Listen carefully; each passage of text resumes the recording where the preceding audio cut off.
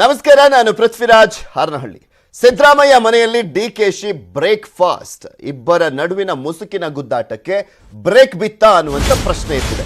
Almost ಇಬ್ರು ಕೂಡ ಚಿಂತನ ಮಂಥನ ಸಭೆಯಾದ ನಂತರ, ರಾಜಸ್ಥಾನದಲ್ಲಿ ನಡೀತಲ್ಲ ಚಿಂತನ ಮಂಥನ ಸಭೆಯಾದ ನಂತರ ಒಟ್ಟೊಟ್ಟಿಗೆ ಪಕ್ಷವನ್ನ ಮುನ್ನಡೆಸುವಂತ ನಿಟ್ಟಿನಲ್ಲಿ, ಅಧಿಕಾರಕ್ಕೆ ತರುವಂತ ನಿಟ್ಟಿನಲ್ಲಿ ಅವತ್ತಿನಿಂದಲೂ ಕೂಡ ತನ್ನ ಒಗ್ಗಟ್ಟನ್ನ ಪ್ರದರ್ಶನ ಮಾಡ್ತಾ ಇದೆ. ಈಗ ಅದು ಮತ್ತಷ್ಟು ಗಟ್ಟಿ ಆಗ್ತಾ ಹೋಗ್ತಾ ಇದೆ. ಬಲ ನೀಡ್ತಾ ರಾಹುಲ್ ಗಾಂಧಿ ರಾಜಿ ಸಂಧಾನ ಅನ್ನುವಂಥ ಪ್ರಶ್ನೆ ಸಹಜವಾಗಿ ಕಾಡುವಂಥದ್ದು. ಯಾಕೆಂದ್ರೆ ಕಾಂಗ್ರೆಸ್ಗೆ ಸೌತ್ ಇಂಡಿಯಾದಲ್ಲೇ ಒಂದು ಗಟ್ಟಿ ನೆಲೆ ಅಂತ ಇರುವಂಥದ್ದು ಅಂತ ನೋಡೋದಾದ್ರೆ ಕರ್ನಾಟಕ. ಇಲ್ಲಿ ಮತ್ತೆ ಅಧಿಕಾರಕ್ಕೆ ಇರುವಂತ ನಿಟ್ಟಿನಲ್ಲಿ ಚಾನ್ಸಸ್ ಇದೆ. ಇದನ್ನು ಕಳ್ಕೊಳ್ಬಾರ್ದು ಅಂದ್ರೆ ಇವರಿಬ್ರು ಒಗ್ಗಟ್ಟಾಗಿದ್ರೆ ಮಾತ್ರ ಸಾಧ್ಯ. ಅದು ಒಗ್ಗಟ್ಟನ್ನ ಪ್ರದರ್ಶನ ಮಾಡಿದಂತ ಸಂದರ್ಭದಲ್ಲಿ ಮತ್ತೆ ಕುಚುಕುಗಳಾದ್ರ ಸಿದ್ದರಾಮಯ್ಯ ಡಿಕೆಶಿ ಅನ್ನುವಂಥ ಪ್ರಶ್ನೆ ಇದೆ. ಸ್ವಪ್ರತಿಷ್ಠೆಯನ್ನ ಬಿಟ್ಟು ಪಕ್ಷಕ್ಕಾಗಿ ಒಂದಾದ್ರ ಸಿದ್ದರಾಮಯ್ಯ ಡಿಕೆಶಿಗೆ ತಿಂಡಿಗೆ ಆಹ್ವಾನಿಸಿದ್ರು ವಿರೋಧ ಪಕ್ಷದ ನಾಯಕರಾಗಿರುವಂತ ಸಿದ್ದರಾಮಯ್ಯನವರು. ಸಿದ್ದರಾಮಯ್ಯ ಆಹ್ವಾನದಂತೆ ತಿಂಡಿಗೆ ಡಿಕೆ ಶಿವಕುಮಾರ್ ಅವರು ಹಾಜರಾಗಿದ್ರು. ಕಳೆದ 2 ದಿನಗಳಿಂದ ಇಬ್ಬರ ವರ್ತನೆಯಲ್ಲಿ ಬದಲಾವಣೆ ಆಗಿದೆ. ತಿಂಡಿ ನೆಪದಲ್ಲಿ ಹಲವು ವಿಚಾರಗಳ ಬಗ್ಗೆ ಚರ್ಚೆಯನ್ನ ಮಾಡ್ತಾ ಇದ್ದಾರೆ. ಮೇನ್ ಆಗಿ ಗಮನಿಸೋದಾದ್ರೆ ಇಲ್ಲಿ ಪ್ರಮುಖವಾಗಿ ಕಾಂಗ್ರೆಸ್ ಪಕ್ಷ ಅಂತ ಬಂದಂತ ಸಂದರ್ಭದಲ್ಲಿ ಸದ್ಯಕ್ಕೆ ಇವರಿಬ್ರು ಅಲ್ಟಿಮೇಟ್ ಆಗಿ ಕಾಣ್ತಾ ಇದ್ದಾರೆ. ಇವರಿಬ್ಬರ ನಡುವೆ ಒಗ್ಗಟ್ಟಿದ್ದಂತ ಸಂದರ್ಭದಲ್ಲಿ ಕಾಂಗ್ರೆಸ್ನಲ್ಲಿ ಎಲ್ಲವೂ ಸರಿಯಾಗಿದೆ ಅನ್ನುವಂಥ ಮೆಸೇಜ್ ಹೋಗುತ್ತೆ. ಇಲ್ಲ ಅಂದ್ರೆ ಬಣ ರಾಜಕೀಯ ಅಂತ ಬಿಂಬಿತ ಆಗ್ಬಿಡುತ್ತೆ.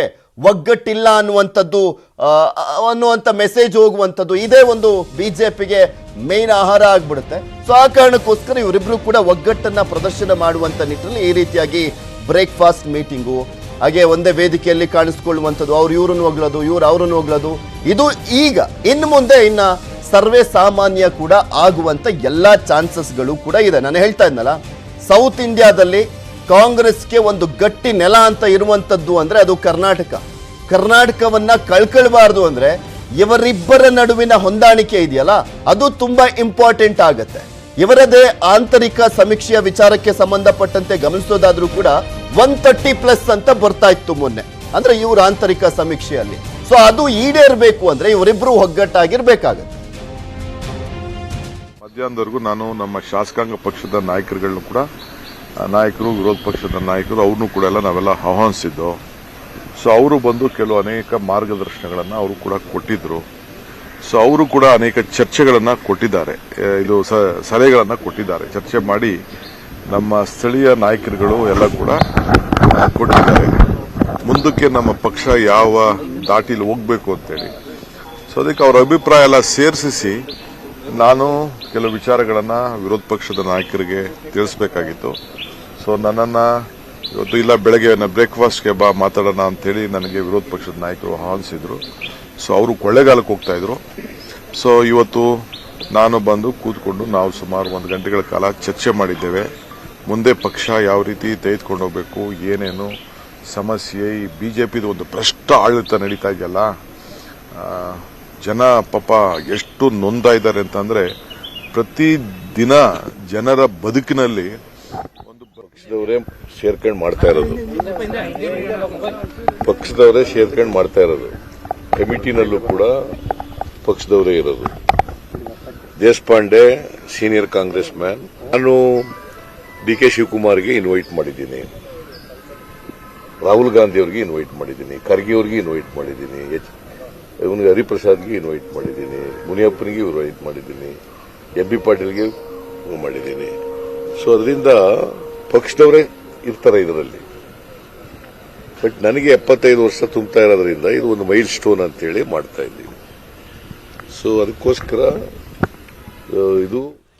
ಇದೆಲ್ಲದ್ರ ಬಗ್ಗೆ ಕಂಪ್ಲೀಟ್ ಆದಂತ ಡೀಟೇಲ್ಸ್ ಅನ್ನ ನೀಡ್ತಾರೆ ನಮ್ಮ ಪ್ರತಿನಿಧಿಗಳು. ನೇರ ಸಂಪರ್ಕದಲ್ಲಿ ಜಾಯ್ನ್ ಆಗ್ತಾ ಇದ್ದಾರೆ. ನಮ್ಮ ಪೊಲಿಟಿಕಲ್ ಬ್ಯೂರೋ ಮುಖ್ಯಸ್ಥರಾಗಿರುವಂತಹ ಚಿದಾನಂದ್ ಪಟೇಲ್ ನಮ್ಮ ಜೊತೆ ನೇರ ಸಂಪರ್ಕದಲ್ಲಿದ್ದಾರೆ. ಮತ್ತೊಬ್ಬರು ರಿಪೋರ್ಟರ್ ಆಗಿರುವಂತಹ ಅನಿಲ್ ಬಾಸೂರ್ ಕೂಡ ನಮ್ಮ ಜೊತೆ ನೇರ ಸಂಪರ್ಕದಲ್ಲಿ ಜಾಯ್ನ್ ಆಗ್ತಾ ಇದ್ದಾರೆ. ಮೊದಲಾಗಿ ಅನಿಲ್ ಕೇಳಲಿಕ್ಕೆ ಬಯಸ್ತೀನಿ. ಅನಿಲ್, ಸಿದ್ದರಾಮೋತ್ಸವದ ವಿಚಾರಕ್ಕೆ ಸಂಬಂಧಪಟ್ಟಂತೆ ಎಲ್ಲೋ ಒಂದ್ ಕಡೆ ಬಣ ರಾಜಕೀಯ ಅನ್ನುವಂಥದ್ದು ತಾರಕಕ್ಕೆ ಇರುತ್ತೆ, ವೈಮನಸ್ಸು ಅನ್ನುವಂಥದ್ದು ನಾಯಕರ ನಡುವೆ ಅದು ಕೂಡ ತಾರಕಕ್ಕೆ ಇರುತ್ತೆ ಅನ್ನುವಂಥ ನಿರೀಕ್ಷೆಗಳು ಇತ್ತು.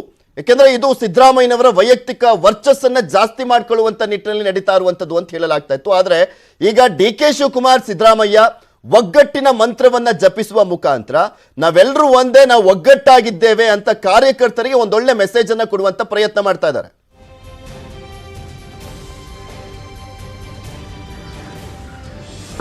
ಖಂಡಿತವಾಗಿಯೂ ಪೃಥ್ವಿರಾಜ್ ಏನಂತ ಹೇಳಿದ್ರೆ ಇವತ್ತು ಸಿದ್ದರಾಮಯ್ಯ ಅವರ ನಿವಾಸದಲ್ಲಿ ಡಿಕೆ ಶಿವಕುಮಾರ್ ಅಂದ್ರೆ ಕೆಪಿಸಿಸಿ ಅಧ್ಯಕ್ಷ ಡಿಕೆ ಶಿವಕುಮಾರ್ ಹಾಗೂ ವಿಪಕ್ಷ ನಾಯಕ ಸಿದ್ದರಾಮಯ್ಯ ಅವರು ಭೇಟಿಯನ್ನ ಮಾಡಿದ್ದಾರೆ. ಈ ಮೂಲಕವಾಗಿ ಒಂದು ಸಂದೇಶವನ್ನ ಕಾರ್ಯಕರ್ತರಿಗೆ ರವಾನೆ ಮಾಡಿರುವಂತದ್ದು. ಯಾಕಂತ ಹೇಳಿದ್ರೆ ಇಬ್ಬರು ನಾಯಕರಲ್ಲಿ ಕೂಡ ಹೊಂದಾಣಿಕೆ ಇಲ್ಲ ಎಂಬಂತದ್ದನ್ನ ಈಗಾಗಲೇ ಹೈಕಮಾಂಡ್ ಗಮನಕ್ಕೂ ಕೂಡ ರಾಜ್ಯ ಕಾಂಗ್ರೆಸ್ ನಾಯಕರು ತರುವಂತಹ ಪ್ರಯತ್ನವನ್ನ ಮಾಡಿದ್ರು. ಲಿಖಿತವಾಗಿಯೂ ಕೂಡ ಒಂದಿಷ್ಟು ಪತ್ರಗಳನ್ನ ಕೂಡ ಬರೆಯುವಂತದ್ದಾಗಿತ್ತು. ಜೊತೆಗೆ ಏನಂತ ಹೇಳಿದ್ರೆ ಬಿ.ಕೆ. ಹರಿಪ್ರಸಾದ್ ಅವರು ಸೂಕ್ಷ್ಮವಾಗಿ ಈ ವಿಚಾರವನ್ನು ಹೈಕಮಾಂಡ್ ಗಮನಕ್ಕೆ ತಂದಿದ್ರು. ಹೀಗಾಗಿ ಹೈಕಮಾಂಡ್ ಕೂಡ ಇಬ್ಬರು ನಾಯಕರನ್ನ ಕರೆಸಿ ಮಾತನಾಡುವಂತ ಪ್ರಯತ್ನವನ್ನ ಮಾಡಿತ್ತು. ಜೊತೆಗೆ ಏನಂತ ಹೇಳಿದ್ರೆ ಒಗ್ಗಟ್ಟಾಗಿ ಹೋದ್ರೆ ಮಾತ್ರ ಮುಂದಿನ ಹಂತದಲ್ಲಿ ಅಂದ್ರೆ 2023ರಲ್ಲಿ ನಡೆಯುವಂತಹ ಚುನಾವಣೆಯಲ್ಲಿ ವಿಧಾನಸಭಾ ಚುನಾವಣೆಯಲ್ಲಿ ಒಂದು ಕಾಂಗ್ರೆಸ್ ಪಕ್ಷಕ್ಕೆ ಹೆಚ್ಚಿನ ಲಾಭವಾಗ್ತದೆ. ಈ ಒಂದು ಡಿಫರೆನ್ಸ್ ಅನ್ನ ಮುಂದಿನ ತೋರಿಸ್ತಾ ಹೋದ್ರೆ ಪಕ್ಷದ ಕಾರ್ಯಕರ್ತರೇನಿರ್ತಾರೆ ಅವರ ಮೇಲೆ ಒಂದು ಪರಿಣಾಮವನ್ನು ಉಂಟು ಮಾಡ್ತದೆ. ಹೀಗಾಗಿ ಗೆಲುವಿಗೆ ಹತ್ತಿರವಾಗಿದ್ರು ಕೂಡ ನಾವು ಗೆಲ್ಲೋದಕ್ಕೆ ಸಾಧ್ಯವಾಗುವುದಿಲ್ಲ ಎಂಬ ತೀರ್ಮಾನಕ್ಕೆ ಇಬ್ಬರು ನಾಯಕರು ಕೂಡ ಬಂದಿರುವಂತದ್ದು. ಹೀಗಾಗಿ ಕಾರ್ಯಕರ್ತರಿಗೆ ಒಂದು ಸಂದೇಶವನ್ನ ರವಾನೆ ಮಾಡುವಂತದ್ದು. ಜೊತೆಗೆ ಏನಂತ ಹೇಳಿದ್ರೆ ಸಿದ್ದರಾಮಯ್ಯ ಅವರ ಅಮೃತ ಮಹೋತ್ಸವ ಕಾರ್ಯಕ್ರಮ ಏನಿದೆ ಈ ಕಾರ್ಯಕ್ರಮ ಪಕ್ಷದ ವತಿಯಿಂದ ನಡೆಯುತ್ತಿರುವಂತದ್ದು ಎಂಬುದನ್ನ ಬಿಂಬಿಸೋದಕ್ಕಾಗಿ ಈಗಾಗಲೇ ಡಿ ಕೆ ಶಿವಕುಮಾರ್ ಅವರು ಸಿದ್ದರಾಮಯ್ಯ ಅವರನ್ನ ಭೇಟಿ ಮಾಡಿದ್ದಾರೆ ಎಂಬಂತಹ ಮಾಹಿತಿ ಬರ್ತಾ ಇದೆ. ಜೊತೆಗೆ ಇದೇ ವಿಚಾರವಾಗಿ ಇಬ್ಬರು ನಾಯಕರು ಕೂಡ ಮಾತನಾಡಿದ್ದಾರೆ. ಇಲ್ಲಿ ಈಗಾಗಲೇ ಸಿದ್ದರಾಮಯ್ಯ ಅವರ ಕಾರ್ಯಕ್ರಮ ಕಾಂಗ್ರೆಸ್ ಪಕ್ಷದ ವತಿಯಿಂದಲೇ ಮಾಡಲಾಗ್ತಿದೆ ಎಂಬಂತಹ ಹೇಳಿಕೆಯನ್ನ ಈ ಹಿಂದೆನೂ ಕೂಡ ಡಿ ಕೆ ಶಿವಕುಮಾರ್ ಅವರು ಕೊಟ್ಟಿದ್ರು. ಇವತ್ತು ಕೂಡ ಸಿದ್ದರಾಮಯ್ಯ ಅವರು ಇದೇ ಮಾತನ್ನ ಅಂದ್ರೆ ಡಿ ಕೆ ಶಿವಕುಮಾರ್ ಮಾತನ್ನ ಪುನರುಚ್ಚರಿಸಿದ್ದಾರೆ ಅಂತ ಹೇಳ್ಬೋದು. ಯಾಕಂತ ಹೇಳಿದ್ರೆ ಇದು ಕಾಂಗ್ರೆಸ್ ಪಕ್ಷದಿಂದ ನಡೆಯುವಂತಹ ಕಾರ್ಯಕ್ರಮ, ಇದರಲ್ಲಿ ನಮ್ಮ ಪಕ್ಷದ ನಾಯಕರೆಲ್ಲರೂ ಕೂಡ ಇದ್ದಾರೆ. ಆದ್ರೆ ಇದು ಪಕ್ಷಾತೀತವಾಗಿ ಅಲ್ಲ. ಅದರ ಜೊತೆಗೆ ಅಂತ ಹೇಳಿದ್ರೆ ಡಿ ಕೆ ಶಿವಕುಮಾರ್ ಇರ್ಬೋದು ಅಥವಾ ಬೇರೆ ನಾಯಕರು ರಾಹುಲ್ ಗಾಂಧಿ ಅವರಿಗೂ ಕೂಡ ನಾನೇ ಒಂದು ಆಹ್ವಾನವನ್ನ ಕೊಟ್ಟಿದ್ದೇನೆ ಎಂಬಂತ ಹೇಳಿಕೆಯನ್ನ ಇದೀಗ ಸಿದ್ದರಾಮಯ್ಯ ಅವರು ಕೊಟ್ಟಿರುವಂತದ್ದು. ಹೀಗಾಗಿ ಎಲ್ಲೋ ಒಂದು ಕಡೆಗೆ ಇಬ್ಬರು ನಾಯಕರ ಮಧ್ಯೆ ಇರುವಂತಹ ಒಂದು ಗ್ಯಾಪ್ ಇತ್ತು. ಈ ಗ್ಯಾಪ್ ನಿಂದ ನೇರ ಪರಿಣಾಮ ಕಾರ್ಯಕರ್ತರ ಮೇಲಾಗ್ತಿತ್ತು. ಜೊತೆಗೆ ಅಂತ ಹೇಳಿದ್ರೆ ಇದು ಮುಂದಿನ ಚುನಾವಣೆಯಲ್ಲಿಯೂ ಕೂಡ ಪರಿಣಾಮ ಬೀರ್ತದೆ ಎಂಬಂತ ನಿಟ್ಟಿನಲ್ಲಿ ಇಬ್ಬರು ನಾಯಕರು ಈಗ ಜೊತೆಗೂಡಿದ್ದಾರೆ ಮತ್ತು ನಾವು ಒಗ್ಗಟ್ಟಾಗಿದ್ದೇವೆ ಎಂಬಂತ ಸಂದೇಶವನ್ನ ನಾಡಿನ ಜನರಿಗೆ ಜೊತೆಗೆ ಕಾರ್ಯಕರ್ತರಿಗೆ ಕಳಿಸಿದ್ದಾರೆ ಅಂತ ಹೇಳ್ಬೋದು. ಇದು ಸ್ಪೆಷಲಿ ಕಾರ್ಯಕರ್ತರಿಗೆ ಒಂದೊಳ್ಳೆ